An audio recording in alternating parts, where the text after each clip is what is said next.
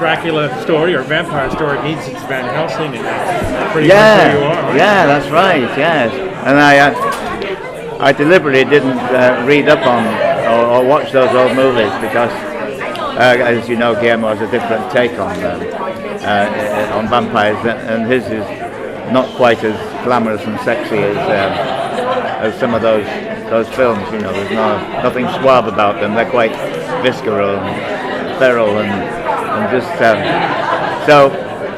I didn't do any research and try and find similarities in Van Helsing or performances of some of those great actors like Christopher Lee and Peter Cushing. I just because what Guillermo showed me, and was a totally, he's in that kind of mold, but I found him a totally unique character with such an interesting background, which they show in flashbacks, as you know. And there's quite a lot more of that in season 2 as well, which is interesting. So you see him as a young boy as well as a middle-aged man.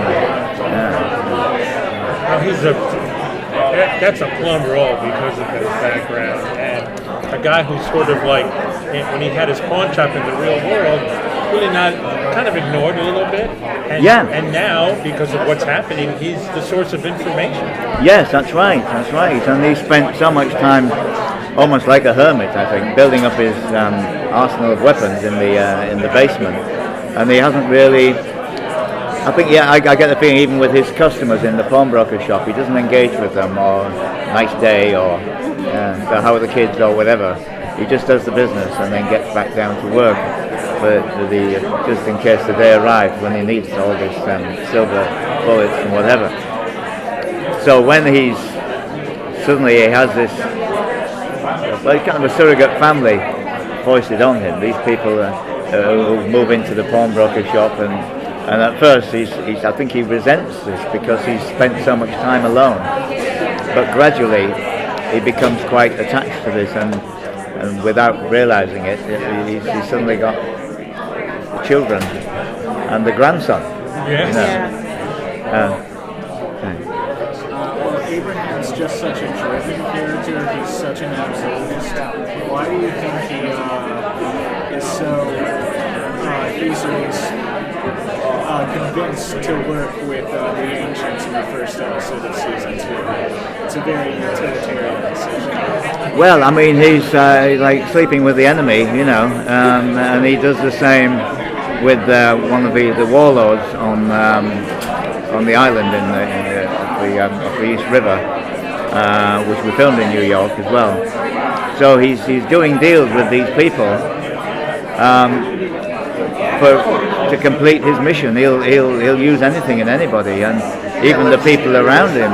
He drives them into dangerous situations, and he doesn't think, well, maybe I shouldn't take them because they might be killed or whatever. There's nothing sentimental about Abraham, which is great. He's kind of quite pragmatic. But for him, the important thing is to get rid of the master and avenge his late wife, and that's all he thinks about. So if there are any casualties along the way, even himself, he doesn't mind. He as long as he does what needs to be done, and he will, even to the extent of dealing and using the ancients in a sense. We have time for one more quick question. I thought the cage in the pawn shop was not as much to keep people out, but to keep him in, wasn't it? Yes, that's right. Yeah. He didn't like the outside world, so that's why he. No, and I suspect none of his neighbours or in the other shops or the cafes probably would hardly ever see him. Yeah. He would make, And now he's the father of the revolution. yeah.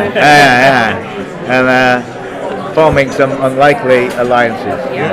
I mean, his greatest ally is a rat catcher. And if someone had told him that a few weeks before, he would have said, "No way, Jose."